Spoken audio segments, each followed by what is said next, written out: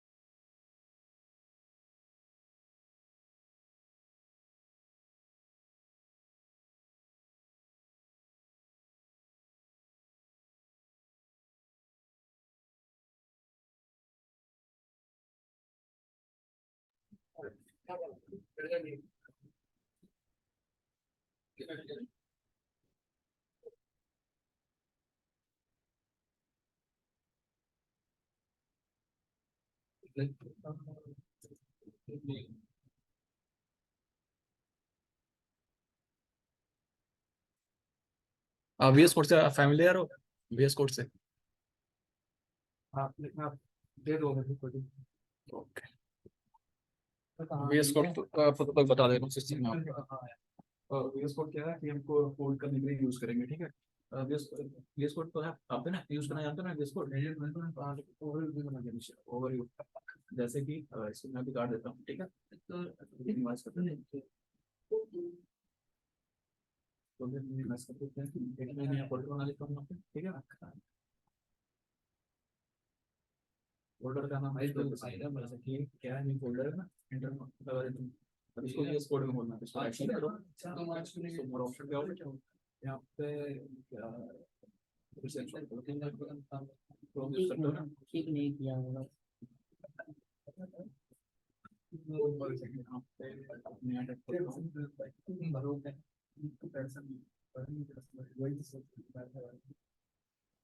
मैं सोचता हूँ तुमने ये बात पे लास्ट में होता है 17 मतलब 9 10 छिपा पानी दे रहा था कि तो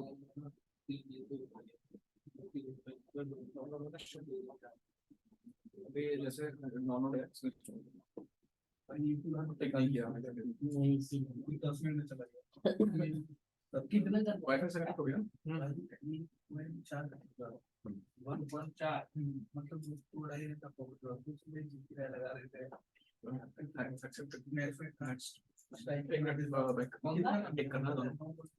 सारा चीज नेक्स्ट नेक्स्ट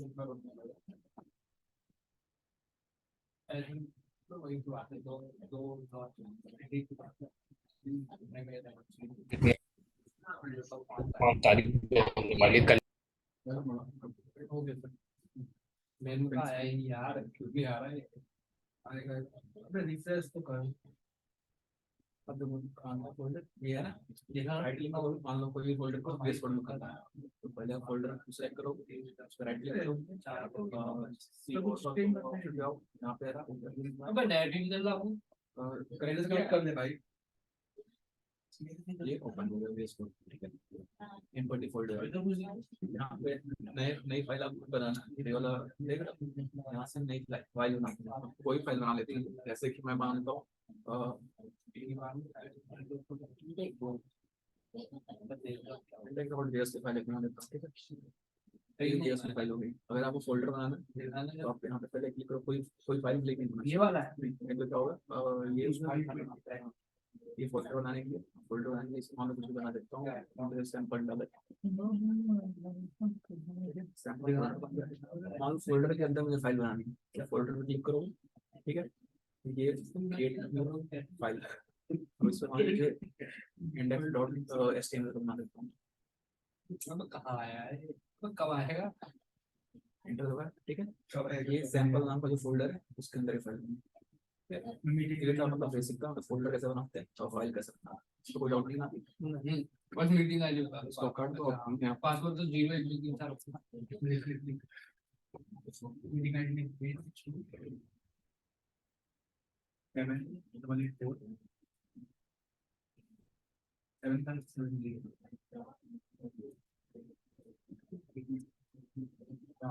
पासवर्ड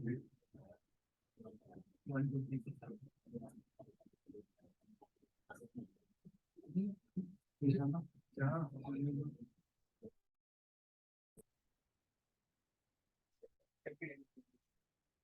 ठीक है। हाँ, हो गया। स्टार्ट करूँ ना? स्क्रीन शो हो रही है ना मेरी?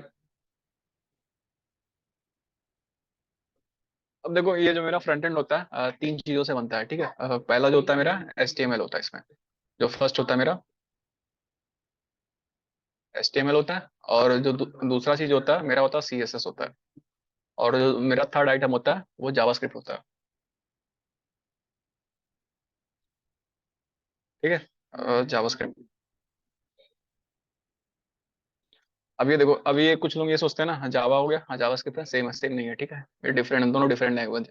जावास्क्रिप्ट भी डिफरेंट है और जावा भी डिफरेंट है।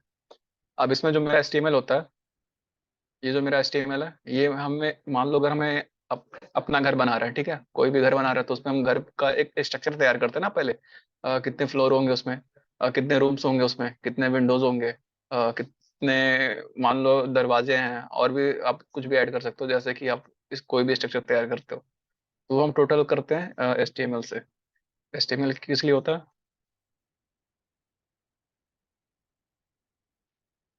स्ट्रक्चर तैयार करने के लिए होता है, ठीक है। और ये जो मेरा CSS होता है, CSS का हम यूज करते हैं स्टाइलिंग करने के लिए, जैसे कि आप घर बनाते हो, उसको प्लास्टर कराते हो, ठीक है, प्लास्टर करा रहे हो, उस पे पेंट मरवा रहे हो, पुट्टी मरवा रहे हो, और उस पे कोई डेकोरेशन लगा रहे हो, जैसे कि मान लो घर पे होता नहीं, प्लाईवुड का रैक हो गया, कुछ भी, और कलर्स हो गए, और भी कुछ भी लेके आते हो, तो वो सारा डेकोरेशन क्या होता है, वो CSS होता है। जैसे कि अब ह्यूमन बॉडी देख लो, ह्यूमन बॉडी क्या है, ह्यूमन बॉडी में 206 हड्डियां होती हैं, ठीक है, तो मेरा वो स्ट्रक्चर हो गया, तो वो मान लो आप HTML हो गया। और फिर ये मसल्स हो गए हमारे, ठीक है, मसल्स हैं, कपड़े हो गए, और भी आप ज्वेलरी जो पहनते हो, ये क्या हो गए, मेरे CSS हो गए। तो सारा जो भी स्टाइलिंग का काम है वो आप CSS से करते हो, ठीक। अब JS क्या होता है, जावास्क्रिप्ट। जावास्क्रिप्ट क्या होता है, वेबसाइट का ब्रेन होता है। HTML और CSS से क्या कर सकते हो आप, बस वेबसाइट को देख सकते हो, वेबसाइट से आप इंटरेक्ट नहीं कर सकते। जैसे है वेबसाइट, बस आप उतना ही देख सकते हो, हाँ इस पे जो कंटेंट्स हो रहा है वो अपडेट नहीं होगा, ठीक है, वो कभी नहीं अपडेट होगा, वो वैसा ही का वैसा ही दिखेगा, और उस पे आप कुछ इंटरेक्शन नहीं कर सकते। आप अब जावा से क्या होता है, जावास्क्रिप्ट से क्या होता है, आप यूनिवर्सिटी का फॉर्म भरे हो कभी, सेमेस्टर फॉर्म भरे हो, उसमें फॉर्म फिल करते हो, फिर सबमिट करते हो, तो आपका डेटा जाके बैकएंड में चला जाता है, ठीक है, तो उन्हें पता चल जाता है कि आपने सबमिट कर दिया है। तो अगर आप कोई भी इवेंट कर रहे हो, जैसे मान लो आप कोई बटन दबा रहे हो, बटन दबाने में कोई इवेंट हो रहा है, या बैकग्राउंड कलर चेंज हो रहा है, या कोई एलिमेंट चेंज हो रहा है, तो किससे हो रहा है, वो जावास्क्रिप्ट से हो रहा है, ठीक है। तो जावास्क्रिप्ट क्या है, एक तरह से वेबसाइट का ब्रेन है। कि क्या करना है वेबसाइट को। अगर आप किसी चीज पे क्लिक कर रहे हो तो क्या होना चाहिए, कौन सा इवेंट होना चाहिए, तो टोटली किससे होता है, वो जावास्क्रिप्ट से होता है। ठीक है, तो अगर जावास्क्रिप्ट नहीं है तो आप बस देख सकते हो वेबसाइट को, वेबसाइट से आप इंटरेक्ट नहीं हो सकते हो। ठीक है, तो उसका एक एग्जांपल मैं दिखाता हूँ, जैसे कि अब नेटफ्लिक्स की वेबसाइट हम देख लेते हैं।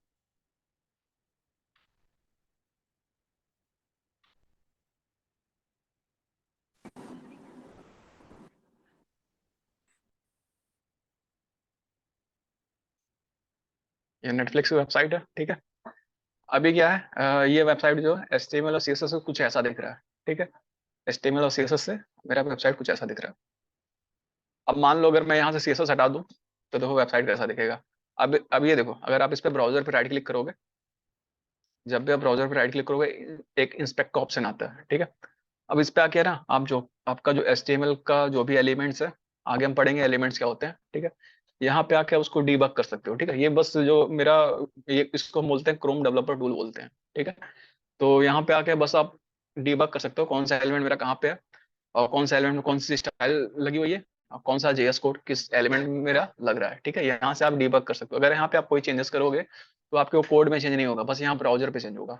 ठीक है, जैसे कि मान लो यहाँ पे आप कुछ भी चेंज कर रहे हो, यहाँ से क्रोम डेवलपर टूल से, तो क्या होगा, जो भी चेंजेस होगा बस ब्राउजर पे हो रहा है, आपके कोड में नहीं हो रहा है। अगर आपको अपने प्रोजेक्ट में चेंजेस करना है तो आपको यहाँ पे चेंजेस करके पहले आपको चेक करना है क्या काम कर रहा है। ठीक है, फिर इसको कोड को कॉपी करना है, फिर आपको अपने जहाँ पे आप कोड कर रहे हो वहां पे जाके आपको पेस्ट करना है। ठीक है, अब अगर मैं इसका CSS हटा दूं, इसका CSS में हटा देता हूँ। ठीक है, इसका CSS हटा दिया। अब HTML से नेटफ्लिक्स का वेबसाइट मेरा कुछ ऐसा दिख रहा है। देखो, ये है मेरा नेटफ्लिक्स का वेबसाइट, ओनली बस HTML का यूज करते हुए। यहाँ से मैंने CSS हटा दिया।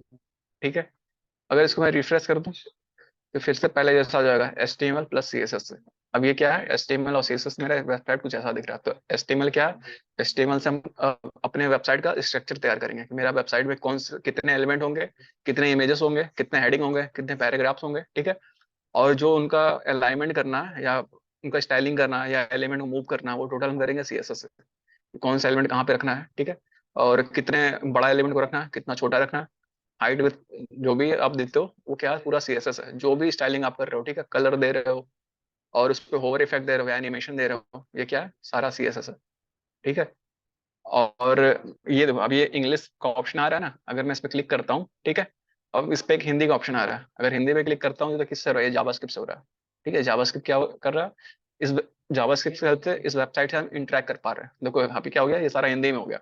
अगर ये जावास्क्रिप्ट से कनेक्ट नहीं होता तो मैं अगर हिंदी पे क्लिक करता तो कुछ नहीं होता। ठीक है, इंटरेक्शन होता ही नहीं।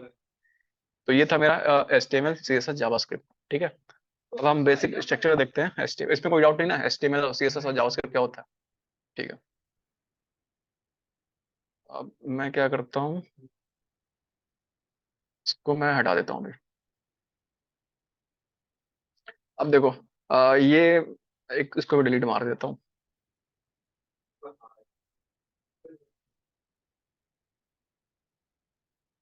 अब मान लो मुझे HTML का नया फाइल बनाना है। ठीक है, तो HTML का नया फाइल बनाने के लिए क्या है, हम फाइल का कोई भी नाम ले सकते हैं, आपका जो मर्जी।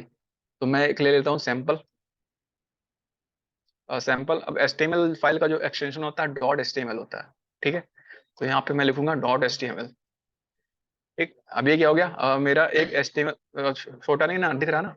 ठीक है, अब ये क्या है, मेरा एक HTML फाइल तैयार हो गया। ठीक, अब एक होता है मेरा नंबर 1 पे एक्सक्लेमेटरी मार्क होता है। ठीक है, अब इसको जब क्लिक करोगे तो यहाँ पे एक ऑप्शन आ रहा है, इमिट एब्रिएशन। ठीक, अगर मैं इस पे क्लिक करूंगा तो क्या होगा, ये इतना सा कोड जनरेट हो रहा है। देखो, ये इतना सा कोड जनरेट कर रहा है। इसको क्या बोलते हैं, इसको बोलते हैं बॉयलर प्लेट, HTML का बॉयलर प्लेट बोलते हैं। इतना कोड हमें चाहिए ही चाहिए कोई भी HTML का कोई भी कोड लिखने के लिए। अगर हम HTML में कोई भी कोड लिख रहे हैं तो मुझे इतना एलिमेंट चाहिए ही चाहिए, ये इंपॉर्टेंट है। ठीक है, ये HTML कोड को स्टार्ट करने के लिए इतना बॉयलर प्लेट हमें चाहिए। तो VS कोड क्या वो करता है, ये हमें ऑटोमेटिक जनरेट करके दे देता है। ठीक है, एक बटन एक्सक्लेमेटरी मार्क लगाओगे आप, तो आपको ये जनरेट करके दे देगा। अगर यही आप नोट पैड पे करते हो तो क्या होगा, आपको खुद से सारा लिखना पड़ेगा, बट इतना आजकल लोगों के पास टाइम नहीं होता है। ठीक है, नोट पैड पे करोगे तो बहुत टाइम लग जाएंगे छोटा सा काम करने पे। अब इस पे क्या होता है, VS कोड पे क्या होता है, आप कुछ पे मान लो कोई भी टैग का नाम लिख रहे हो तो आपको सजेस्ट कर देगा। आप उस पर इंटर क्लिक करोगे और फिर वो ऑटोमेटिक जनरेट हो जाएगा।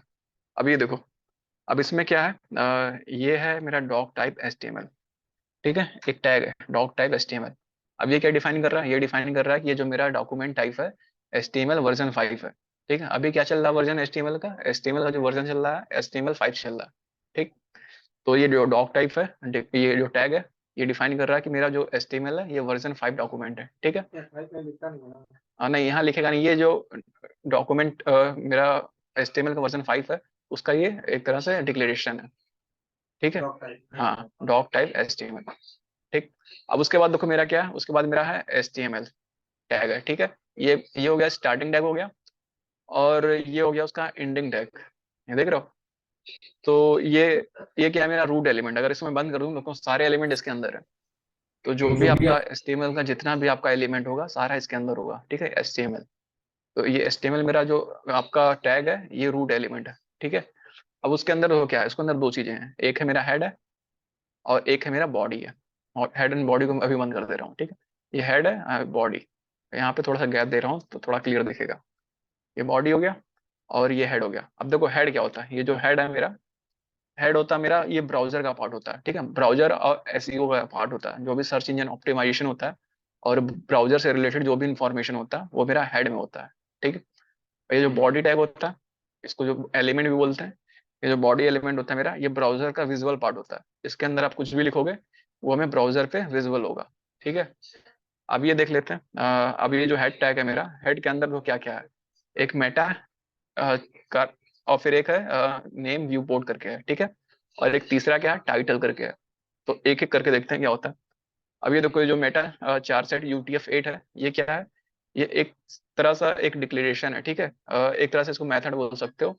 तो ये क्या करता है, ये डिफाइन करता है कि हम, ये मेरा जो HTML अभी है, जो करंट वर्जन है, ये कितने लैंग्वेज को सपोर्ट करता है। ठीक है, ये जो UTF-8 जो लिखा हुआ है, ये कितने वर्जन को सपोर्ट कर रहा है, कितने लैंग्वेज को सपोर्ट कर रहा है, कितने कैरेक्टर को सपोर्ट कर रहा है। जैसे बहुत सारे लैंग्वेज होते हैं ना, फ्रेंच होते हैं, उर्दू हो गया, इंग्लिश हो गया, हिंदी हो गया। तो UTF-8 क्या मैक्सिमम लगभग सारे कैरेक्टर और लगभग लगभग 90% लैंग्वेज को सपोर्ट करता है। ठीक है, फिर एक होता है UTF-16 होता है। बहुत लोग UTF-16 भी यूज करते हैं, लेकिन मैक्सिमम लोग UTF-8 यूज करते हैं। UTF-8 क्या मतलब लगभग लोग सारा मेरा लैंग्वेज हो गया, कैरेक्टर सबको सपोर्ट करता है। ठीक है, अब यहाँ पे देखोगे, यहाँ पे जो HTML मेरा टैग है, इसमें एक एट्रीब्यूट है, आगे पढ़ेंगे एट्रीब्यूट क्या होता है। ठीक है, एट्रीब्यूट में क्या, लैंग्वेज इक्वल टू EN लिखा हुआ है। ठीक, तो ये क्या डिफाइन कर रहा है, जो इस डॉक्यूमेंट का डिफॉल्ट लैंग्वेज है वो क्या है, इंग्लिश है। ठीक है, और हर अदर लैंग्वेज का अलग कोड होता है। जैसे कि अगर मैं यहाँ पे डाल दूँ, यहाँ पे आता हूँ, अब ये क्या था मेरा लैंग्वेज था ना, यहाँ पे डाल देता हूँ HTML।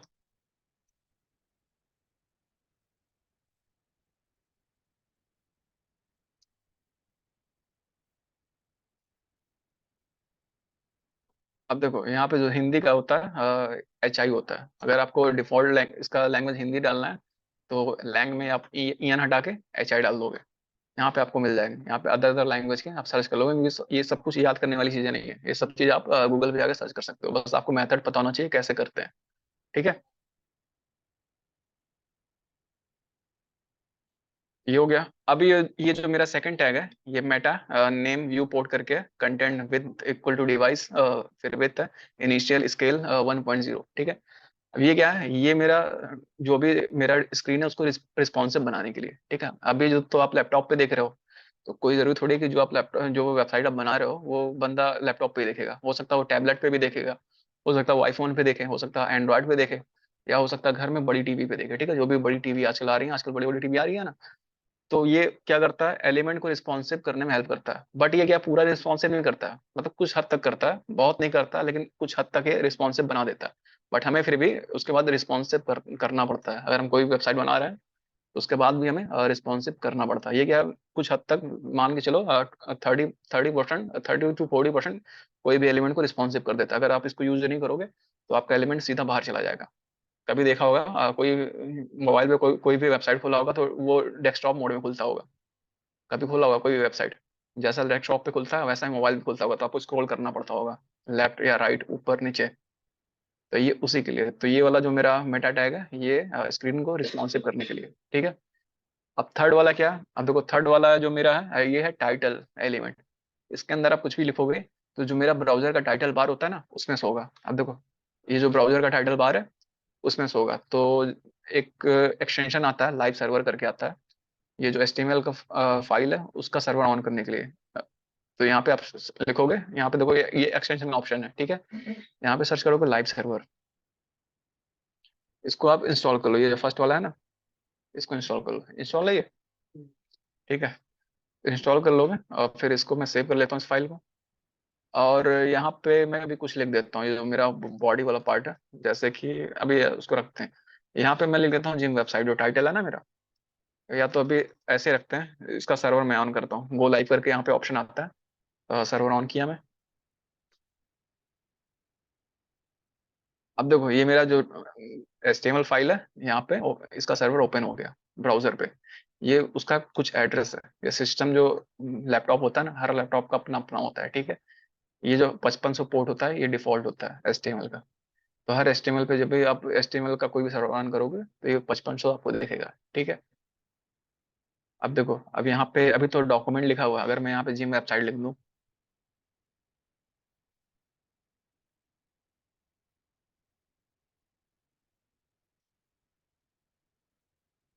ठीक है, इसमें मैंने क्या लिख दिया, जिम वेबसाइट लिख दिया। अब मैं ब्राउजर पे आता हूँ, तो यहाँ पे देखो ये जो ब्राउजर का टाइटल बार है, यहाँ पे लिखा आ रहा है जिम वेबसाइट, ठीक है। तो ये था मेरा पूरा हेड टैग। हेड टैग में कोई डाउट नहीं ना, हेड टैग में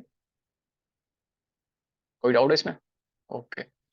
अब हम आते हैं बॉडी टैग में। बॉडी क्या होता है, ये मेरा विजुअल पार्ट होता है, जो भी आपको एलिमेंट दिखता है ब्राउजर पे, जो भी आप देखते हो वो सारा बॉडी के अंदर होता है, हेड के अंदर नहीं होगा। हेड का क्या रिलेशन होता है, हेड का सीधा ब्राउजर से रिलेशन होता है और SEO से रिलेशन होता है, ठीक है। और जो बॉडी एलिमेंट होता है या बॉडी टैग होता है, ये जितना भी आप वेबसाइट पे जो भी देखते हो ये सारा बॉडी के अंदर होता है। तो जैसे एक हेडिंग मैं ले लेता हूँ, एक H1 होता है इसमें, ये हेडिंग के लिए यूज करते हैं, तो मैं यहाँ पे लिख देता हूँ दिस इज हेडिंग 1। सेव कर दिया। अब देखो यहाँ पे विजिबल हो गया, दिस इज हेडिंग 1। अगर एक मैं पैराग्राफ बना दूं यहाँ पे, जैसे न्यूज़पेपर में पैराग्राफ होता है ना, तो ऐसे एक पैराग्राफ होता है। यहाँ पे लॉरम 20 कर देता हूँ, सेव कर दिया। अब देखो यहाँ पे क्या आ गया, एक पैराग्राफ आ गया, ठीक है। तो ये था मेरा बॉडी पार्ट और हेड पार्ट, ये था जो भी मेरा बॉयलर प्लेट था HTML का, उसका एक डेफिनेशन था, ठीक है। इसमें कोई डाउट नहीं ना, ये जो पूरा बॉयलर प्लेट है, ठीक है।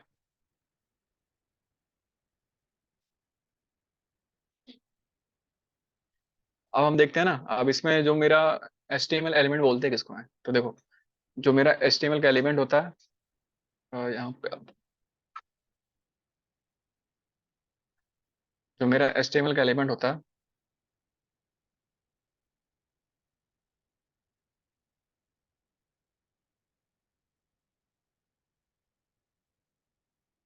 इसका एक स्टार्टिंग टैग होता है, ठीक है। स्टार्टिंग टैग क्या, एरो ब्रैकेट होता है, ठीक। और इसमें मैं टैग नेम लिख दे रहा हूँ, इस नाम का कोई एलिमेंट होता नहीं है, बट एक एग्जांपल के लिए बता रहा हूँ। यहाँ पे होता है टैग नेम, फिर ये एरो ब्रैकेट क्लोज हो जाता है, ठीक है। फिर इसके अंदर मेरा कंटेंट होता है, इसके अंदर कंटेंट होता है, फिर इसका क्लोजिंग टैग होता है। तो क्लोजिंग टैग, अब एरो हो गया, फिर आपका एक फॉरवर्ड स्लैश होता है, जब भी आप टैग को क्लोज करोगे तो इसमें क्या लगेगा, एक फॉरवर्ड स्लैश लग जाएगा, फिर यहाँ पे होता है टैग नेम, ठीक है। इसको पूरा मिला के हम बोलते हैं एक एलिमेंट बोलते हैं HTML का। ये वाला हो गया स्टार्टिंग टैग हो गया, ठीक है। और ये क्या हो गया, एंडिंग टैग हो गया। एंडिंग टैग जब भी होता है HTML एलिमेंट का, तो एक फॉरवर्ड स्लैश लग जाता है और स्टार्टिंग टैग में नहीं लगता, ठीक है। तो देखते हैं, जैसे कि मान लो मुझे एक एलिमेंट बनाना था, तो एक मैं H1 बनाता हूँ, H1 एक हेडिंग होता है। एक H1 बनाया, देखो इसका स्टार्टिंग टैग ऐसा, और जो क्लोजिंग टैग है उसमें एक फॉरवर्ड स्लैश है। अब बीच में यहाँ पर कुछ कंटेंट होगा, मैं कुछ कंटेंट डाल देता हूँ। अब इसमें देखो, अब एक होता है लॉरम इप्सम करके होता है, डमी टेक्स्ट जनरेट करने के लिए। अगर मैं ब्राउजर पे आऊँ, कहाँ गया, यहाँ पे मैं ब्राउजर पे आता हूँ, लॉरम इप्सम, ठीक है। ये एक वेबसाइट है डमी टेक्स्ट जनरेट करने के लिए। यहाँ पे आपको जितना डमी टेक्स्ट चाहिए सारा मिल जाएगा, यहाँ पे अपने हिसाब से आप डिफाइन कर सकते हो कैसा वर्ड हमें चाहिए, कैपिटल में चाहिए, स्मॉल में चाहिए, बाइनरी में चाहिए, बाइट्स में चाहिए, जैसा चाहिए सारा मिल जाएगा यहाँ पे। तो जो मेरा VS कोड होता है, इसमें इनबिल्ड एक तरह से एक्सटेंशन होता है या फंक्शन कह सकते हो। अगर मैं यहाँ पे लॉरम लिखूंगा, LO लॉरम, अगर मैं 10 लिख दूँ तो मुझे 10 डमी वर्ड्स मिल जाएंगे, ठीक है। यहाँ पे देखो 10 डमी वर्ड्स मिल गए। अगर मैं लॉरम 200 लिखूंगा तो हमें 200 वर्ड्स के डमी टेक्स्ट मिल जाएंगे। मैं सेव किया, अब ब्राउजर पे आता हूँ। अब देखो यहाँ पे 10 वर्ड्स का हमें डमी टेक्स्ट मिल गया। ठीक है, तो ये मेरा पूरा क्या है, पूरा मिला के इसको हम बोलते हैं HTML का एलिमेंट बोलते हैं। ठीक।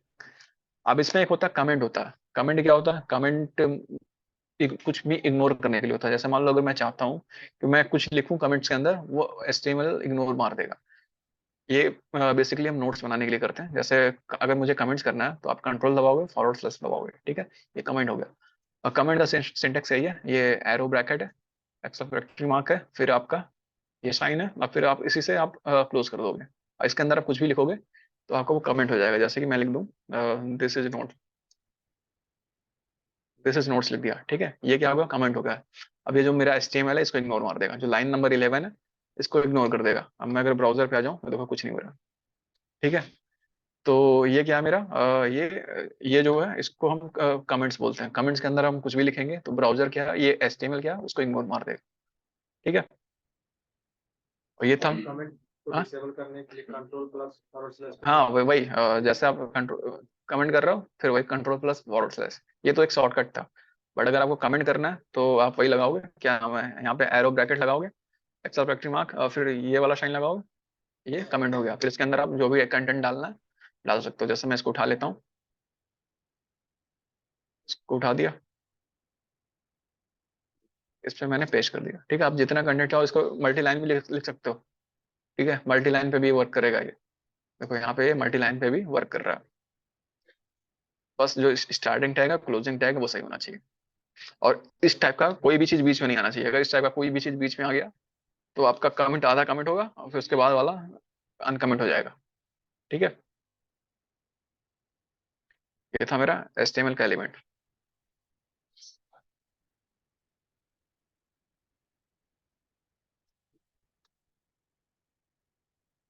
अब एट्रीब्यूट देखते हैं, एट्रीब्यूट क्या होता है। अब देखो जो मेरा एलिमेंट होता है HTML का एलिमेंट का अगर कोई एक्स्ट्रा इन्फॉर्मेशन प्रोवाइड करता है तो उसको हम बोलते हैं एट्रीब्यूट।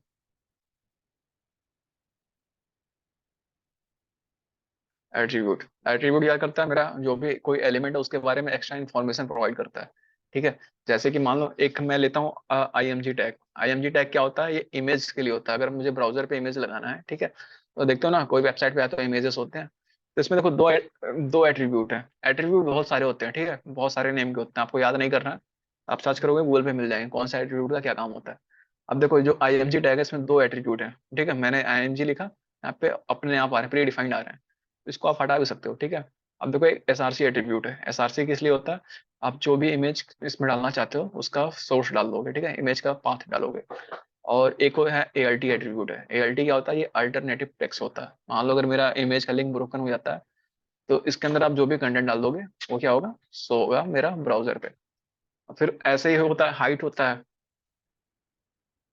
हाइट एट्रीब्यूट होता है। ठीक है, ऐसे विड्थ होता है, फिर ID क्लास होता है मेरा। ऐसे जो एट्रीब्यूट होते हैं मेरे बहुत सारे होते हैं। ठीक है, अब ID हम आगे पढ़ेंगे अभी। ठीक है, इन सब के बारे में आगे पढ़ेंगे, बस अभी एट्रीब्यूट बताता हूँ, एट्रीब्यूट बोलते हैं किसको हम। तो जो एट्रीब्यूट होता है, जो स्टार्टिंग टैग होता है उसके अंदर ही हम लिखते हैं। ठीक है, क्लोजिंग टैग में नहीं लिखेंगे। एट्रीब्यूट हमेशा क्या होता है, जो भी मेरा HTML का एलिमेंट का स्टार्टिंग टैग होता है उसके अंदर ही होता है। ठीक है, और फिर एक चीज मैं बताना भूल गया, ये जो मेरा एलिमेंट है, ठीक है, ये इसका स्टार्टिंग टैग होता है और क्लोजिंग टैग होता है, कंटेंट होता है। अब कुछ एलिमेंट ऐसे होते हैं जिनका क्लोजिंग टैग नहीं होता ना ही इनका कंटेंट होता है। जैसे कि एक होता है मेरा HR होता है, HR।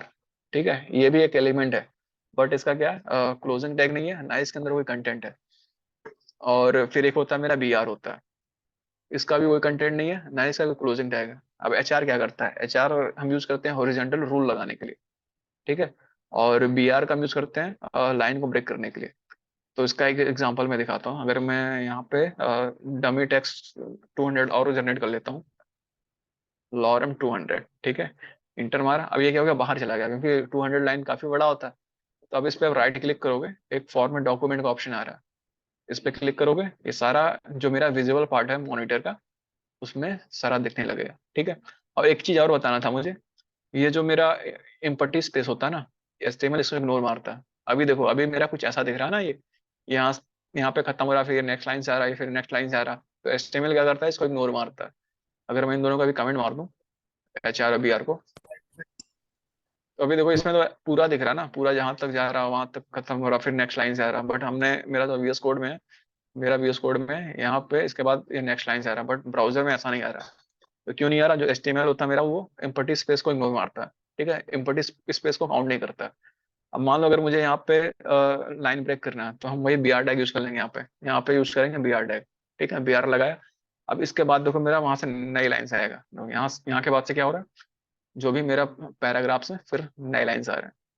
और फिर एक होता है मेरा HR टैग होता है, HR का हम यूज करते हैं हॉरिजॉन्टल रूल बनाने के लिए। अगर मैं यहाँ पे HR यूज कर दूँ, HR यूज कर दिया, सेव कर दिया, अब देखो यहाँ पे क्या हो गया, इसके बाद एक हॉरिजॉन्टल रूल बन गया। ठीक है, तो ये था मेरा HR और BR।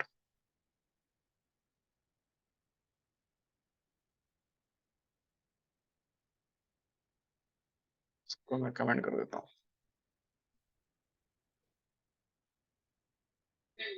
इसमें कोई डाउट नहीं ना इसमें? ओके, एट्रीब्यूट हो गया। अब हम देखते हैं हेडिंग, देखते हैं HTML में हेडिंग कितने टाइप के होते हैं।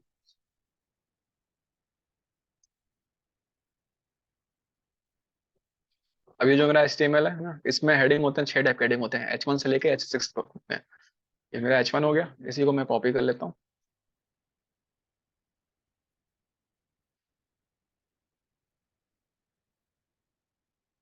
6 हो गया, ठीक है।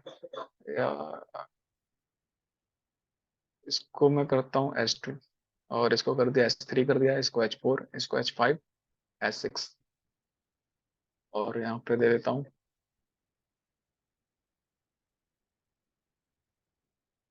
This is heading 1। इसको कॉपी कर लिया, इसको पेस्ट कर दिया।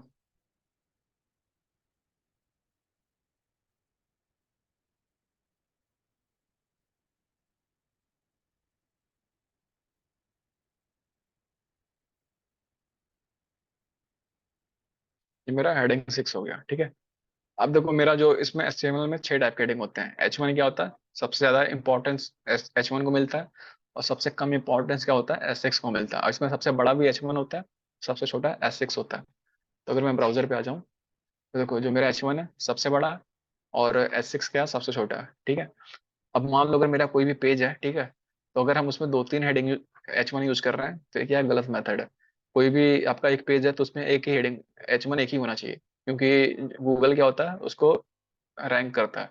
अगर मेरा 2-3 हेडिंग होगा, तो गूगल क्या होगा, कंफ्यूज हो जाएगा किसको रैंक किसको करना है। ठीक है, तो आपका कभी भी आप वेबसाइट बनाते हो, तो उसमें एक पेज में एक ही H1 यूज करना है, क्योंकि इसको सबसे ज्यादा इंपॉर्टेंस मिलता है। अगर आप हेडिंग 1 यूज करते हो, तो गूगल का जो सर्च इंजन है सबसे ज्यादा इंपॉर्टेंस H1 को देता है, ठीक है। फिर उसके बाद उससे लीस्ट इंपॉर्टेंट H2 को देता है, फिर उससे कम इंपॉर्टेंस H3 को देता है, फिर H4 को, फिर H5 को, फिर H6 को, ठीक है। तो जब भी हम हेडिंग यूज करेंगे अपने पेज में, एक ही हेडिंग यूज करेंगे, ठीक। H1 को एक ही बार यूज करेंगे। तो ये था मेरा हेडिंग था। अब इसमें हम पैराग्राफ देख लेते हैं, पैराग्राफ क्या होता है।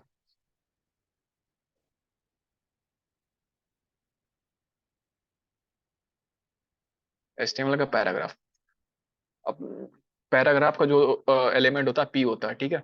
स्टार्टिंग होता है और क्लोजिंग टैग होता है। अब इसके अंदर आप कंटेंट डाल सकते हो, जैसे मैं डाल देता हूँ लॉरम का 200 डमी टेक्स्ट में जनरेट कर देता हूँ, इंटर मारा। अब ये बाहर चला गया लाइन से, तो यहाँ पे आऊंगा, फॉर्मेट डॉक्यूमेंट पे आऊंगा, क्लिक करूंगा, ये मेरा सारा डॉक्यूमेंट फॉर्मेट हो गया, ठीक है, सेव किया। अब मैं आता हूँ ब्राउजर पे, अब देखो यहाँ पे क्या हो गया, एक पैराग्राफ मुझे मिल गया, जैसे न्यूज़पेपर में होता है, ठीक है। तो ये था मेरा पैराग्राफ था, कि पैराग्राफ हम कैसे जनरेट करते हैं, ठीक है। अब हम देख लेते हैं इसमें टेक्स्ट फॉर्मेटिंग क्या क्या होता है। जैसे कि ये तो मेरा पैराग्राफ हो गया, अब यहाँ पे हम आते हैं, इसमें टेक्स्ट फॉर्मेटिंग देखते हैं HTML में।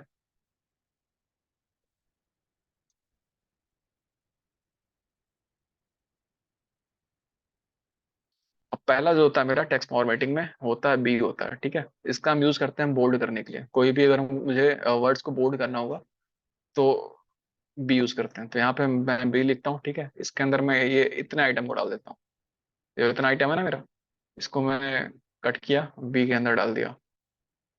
अब ब्राउजर पे मैं आता हूँ,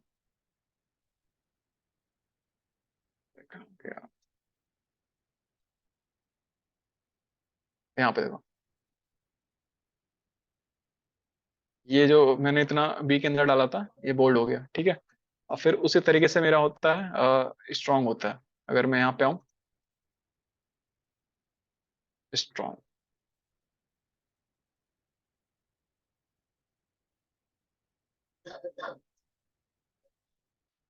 अब यहाँ पे मैं क्या करता हूँ, इतने को मैं कट करता हूँ, इसके अंदर डाल देता हूँ। सेव किया। अब देखो ये भी बोल्ड हो गया, बट दोनों में डिफरेंस क्या है, ठीक है। अब जो बी है, बी बस बोल्ड कर रहा है, ठीक है। इस पे कोई इसको स्पेशल वो नहीं दे रहा है, प्रायोरिटी, ठीक है। और जो मेरा स्ट्रांग है, ये इसको बोल्ड करने के साथ साथ इसको एक इम्पोर्टेंस दे रहा है। जब भी आप गूगल पे जब कुछ भी सर्च होगा ना, तो इसको इम्पोर्टेंस मिलेगा, ये एसईओ में आएगा मेरा, ठीक है। जो स्ट्रांग के अंदर यूज हुआ है। और जो मेरा बी यूज हुआ है, बस ये हमें बोल्ड दिख रहा है, ठीक है, ये कोई इंपॉर्टेंस नहीं दे रहा। तो स्ट्रांग और बी में बस ये डिफरेंस है। बी में जो भी आप लिखोगे बस बोल्ड होगा, इसको कोई इंपॉर्टेंस नहीं मिलेगा। एसईओ में, गूगल सर्च में कोई इसको इंपॉर्टेंस नहीं मिलेगा। और जो भी आप सर्च में, जो भी आप स्ट्रांग के अंदर डाल रहे हो, ये बोल्ड तो हो रहा है, बट साथ साथ में क्या है, इसको एक इंपॉर्टेंस मिल रहा है। जैसे कि आप मान लो कोई पैराग्राफ पढ़ते हो, तो उसमें बोल्ड उसी वर्ड को किया जाता है ना जिसको कोई ज्यादा मतलब होता है, मतलब कोई उसका एक अलग मीनिंग होता है। पैराग्राफ में देखते हो ना, कोई भी पैराग्राफ होता है तो उसमें खाली कुछ वर्ड बोल्ड होते हैं, तो उसका एक हमें हाईलाइट इसलिए करते हैं कि उसका कुछ अलग मीनिंग होता है या कुछ उसका अलग वैल्यूज होता है। तो इसलिए हम स्ट्रॉन्ग यूज करेंगे, ठीक है। अब फिर इसी तरीके से मेरा होता है आई होता है। यहाँ पे मैं एक बी आर लगा देता हूँ। अब मैं यहाँ पे आता हूँ।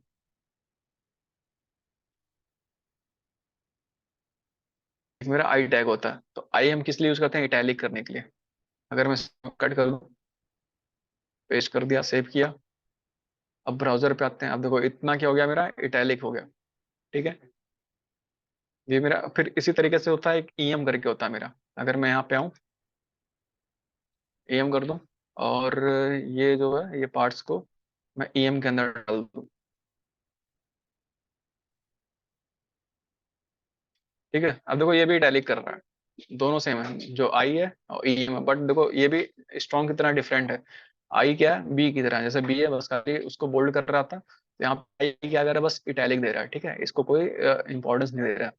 और यहाँ पे जो मैंने ईएम यूज किया, ईएम में क्या, इटैलिक के साथ साथ इसको एक इंपॉर्टेंस भी मिल रहा है, ठीक है।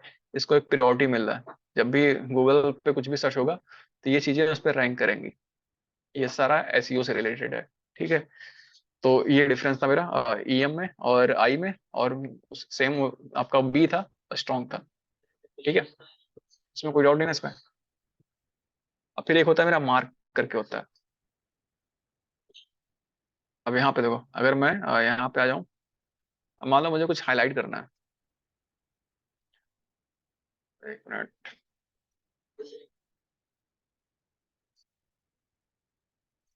मैं चाहता हूँ हाईलाइट करना कोई चीज, मान लो इतनी चीजों को मुझे हाईलाइट करना है।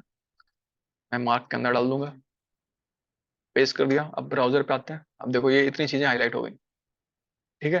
तो अगर मुझे अपने पैराग्राफ के अंदर किसी वर्ड्स को हाईलाइट करना है तो मार्क के अंदर यूज करेंगे।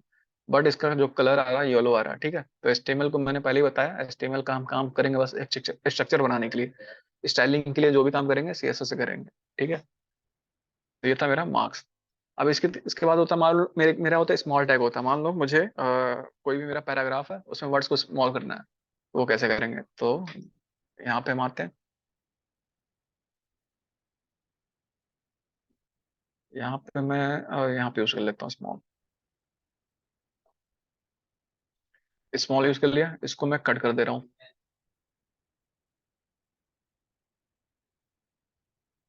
इसको पेस्ट कर दिया।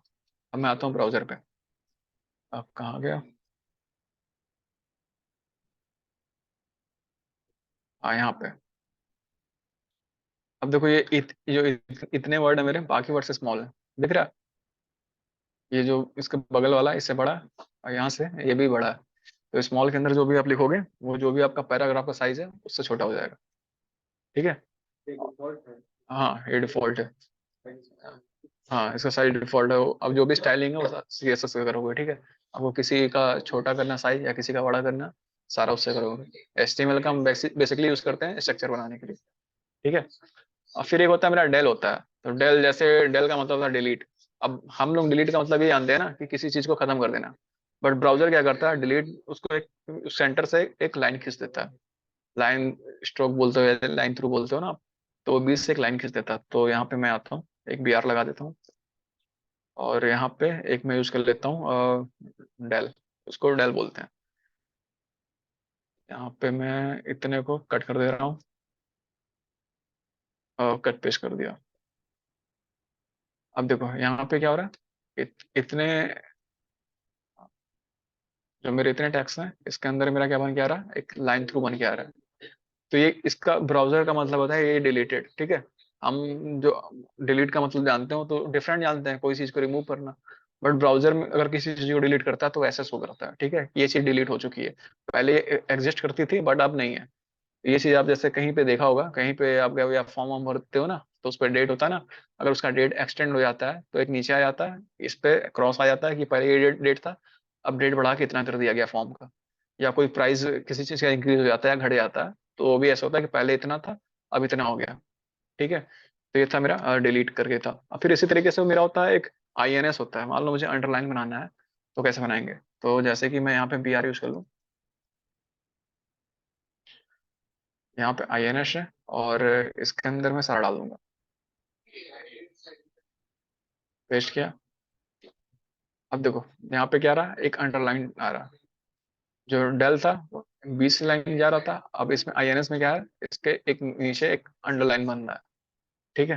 फिर एक होता है मेरा, फिर होता है सब, एक होता है सुप होता है, देखा होगा H2O हो गया। अगर मान लो मुझे H2O लिखना है या मुझे x² लिखना है तो कैसे लिखोगे। एक होता है मेरा सब सुप करके होता है, यहाँ पे मैं लगा देता हूँ BR टैग। अब मान लो मुझे एक सुप मैं लिखता हूँ, ठीक है,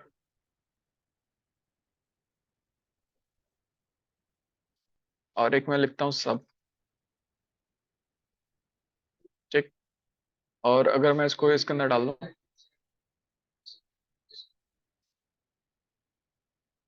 पेस्ट कर दिया, और इसमें से कुछ आइटम इसमें मैं डाल देता हूँ, इसके अंदर पेस्ट कर दिया। अब ब्राउजर पे मारते हैं। अब देखो ये जो मेरा सब है, पहला सुप है, ठीक है। सुप क्या कर रहा है, सेंटर लाइन से ऊपर कर दे रहा है इसको, जो भी मेरा वर्ड है देखो ये मेरा सेंटर लाइन ये है, ठीक है, सेंटर लाइन से ऊपर कर दे रहा है। और जो मैंने सब यूज किया, सब क्या कर रहा है, सेंटर लाइन से नीचे कर दे रहा है। अब इसका यूज हम कहाँ करेंगे, जैसे कि मान लो ये मेरा सुप है ना, अब मान लो मुझे लिखना है x² लिखना है, तो यहाँ पे मैं 2 लिख दूंगा इसके अंदर, और इसके बाहर मैं क्या लिख दूंगा, x लिख दूंगा, ठीक। ये मेरा x² हो जाएगा। अगर मैं सेव करूँ तो मैं आता हूँ, देखो यहाँ पे क्या हो गया, x² हो गया, ठीक है। अब मान लो मुझे H2O लिखना है, तो H2O हम कैसे लिखेंगे, तो H2O लिखने के लिए यहाँ पे H लिखेंगे, और इसके अंदर मैं 2 लिख दूंगा, इसके अंदर 2 लिख दिया, अब बाहर मैं क्या लिख दूंगा, O लिख दूंगा, ठीक है। सेव कर दिया इसको मैं। अब ब्राउजर पे मैं आता हूँ, देखो यहाँ पे क्या आ रहा है, H2O आ रहा है, ठीक है। तो ये था मेरा सब था सुप था, इसमें कोई डाउट नहीं ना इसमें। सब में एक बाहर पूरा हाँ ये स्क्वायर को स्क्वायर करना होगा, स्क्वायर का स्क्वायर करना होगा। एक्स स्क्वायर हाँ, फिर वही इसको वो कर दोगे ना, इसके अंदर लूप में कर दोगे ना, सब हाँ नेस्टिंग कर दोगे ना इसका, जैसे ये है, ठीक है। अब इसका भी स्क्वायर करना है, तो एक और सूप बना दोगे, जैसे ये सूप बना के रखा है ना, यहाँ पे एक और सूप बना दोगे, एक और सूप बना दिया, ठीक है। इसमें 2 लिख दोगे, तो हो गया इसका स्क्वायर। इसका इसको इसको नेस्टिंग बोलते हैं ना। कोई लैंग्वेज पढ़ी है कोई अभी तक, कोई प्रोग्रामिंग लैंग्वेज पढ़ी है, अच्छा तभी। हाँ, तो इसको हम बोलते हैं नेस्टिंग बोलते हैं, मतलब किसी अंदर के अंदर। अब इसके अंदर के अंदर कर रहा हूँ ना, यहाँ पे सुप है, 2 लिखा हूँ मैं, फिर इसके अंदर फिर से मैंने सब यूज किया, फिर उसके अंदर मैंने 2 लिखा, तो इसको हम एक तरह से लूप बोलते हैं, एफ का स्क्वायर फिर उसका स्क्वायर। उसमें भी ऐसे ही करोगे आप, यहाँ पे यूज किया है ना, यहाँ पे सब यूज कर दोगे, यहाँ पे लिख दोगे यस यू, सब यहाँ पे 2 लिख दोगे। बट ऐसा कभी होता थोड़ी है, ऐसा थोड़ी कहीं लिखा होता। हाँ स्क्वायर वाले में होता है बट इसमें नहीं होता, ठीक है। तो वही नेस्टिंग करना होता है, बस एक मेथड अगर आपको समझ में आ रहा है तो आप कर लोगे, जितना भी उसको नेस्टिंग करना होगा आप अपने हिसाब से कर लोगे, ठीक है। इसको मैं इंटर कर दे रहा हूँ ताकि दिखेगा कैसे, ठीक है, दोनों डिफरेंट डिफरेंट है।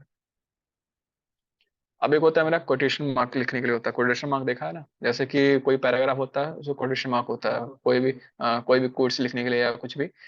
तो जैसे कि मैं चाहता हूँ ये जो इतना आइटम है ना मेरा, एक HR टैग बना देता हूँ यहाँ पे सेपरेट करने के लिए। और इतने आइटम को मैं चाहता हूँ कोटेशन मार्क के लिए हम एक क्यू एलिमेंट यूज करते हैं। क्यू लिखा, ठीक है। और मैं क्या करूंगा, ये जो इतने एलिमेंट है इसको मैं कोटेशन मार्क के अंदर डाल दूंगा। पेस्ट कर दिया, सेव किया। अब आते हैं ब्राउजर पे। अब देखो, यहाँ से मेरा कोटेशन मार्क स्टार्ट हो रहा है, देख रहे हो। यहाँ से स्टार्ट हो रहा है और कहाँ खत्म हो रहा है, यहाँ पे खत्म हो रहा है। मैंने VS कोड में कहा यहाँ पे ही लगाया ना, यहाँ तक ही लगाया। ये मेरा यहाँ पे खत्म हो रहा है, ठीक है। ये मेरा क्या था, कोटेशन मार्क था। तो इसमें कोई डाउट नहीं है ना टेक्स्ट फॉर्मेटिंग में, ठीक है। अब हम देखते हैं, मान लो हमें इमेजेस लगाने हैं HTML में, तो इमेजेस हम कैसे लगाएंगे। तो इमेजेस लगाने के लिए हम यूज करते हैं IMG टैग यूज करते हैं।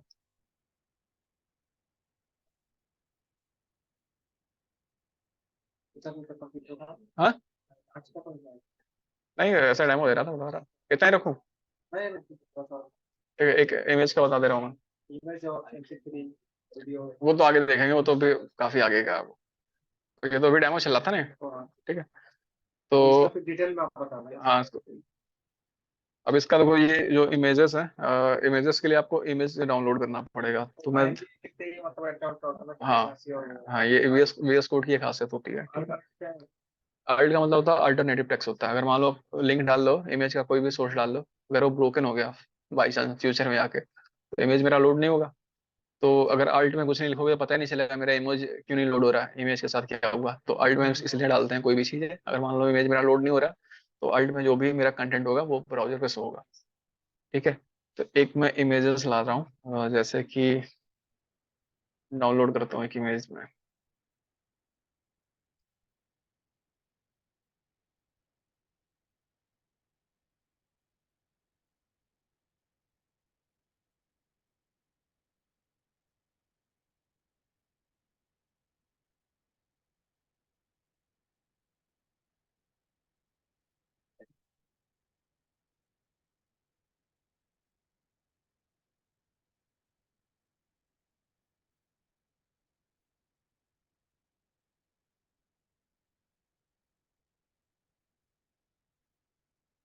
देखो मैंने क्या किया है, इमेज आ गया नहीं।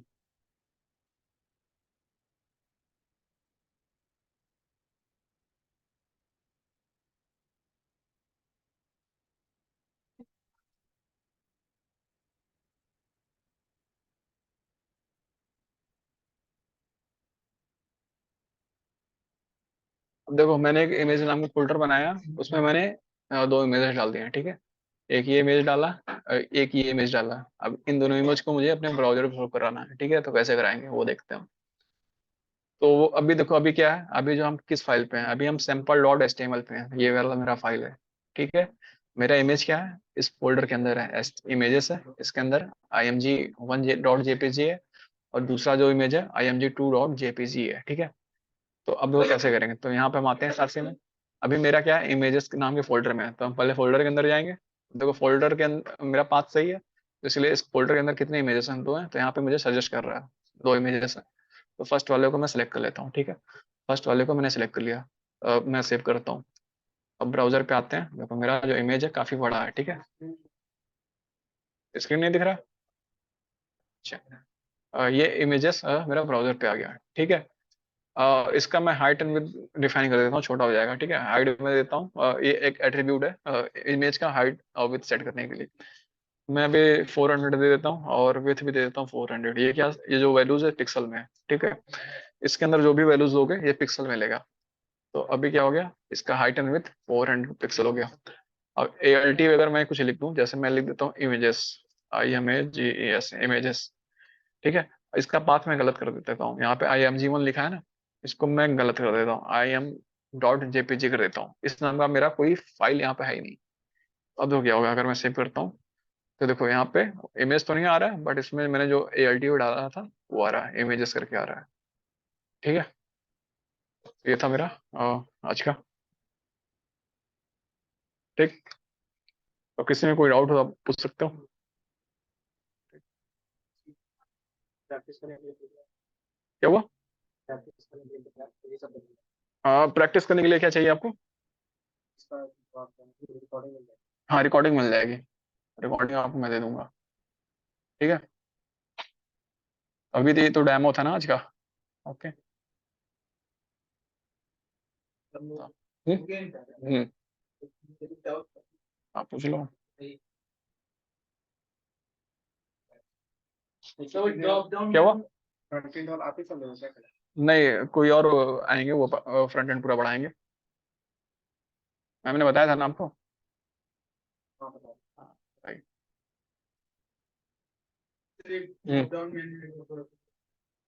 समझा दूंगा। हम्म, समझा देता हूँ। ठीक है, तो बाकी आप दिव्या मैम से बात कर सकते हो, जो भी बात करना है। दिव्या मैम है ना काउंसलर आपकी। और इसमें कोई डाउट आप पूछ लो, जो जितना भी बताया। ठीक है।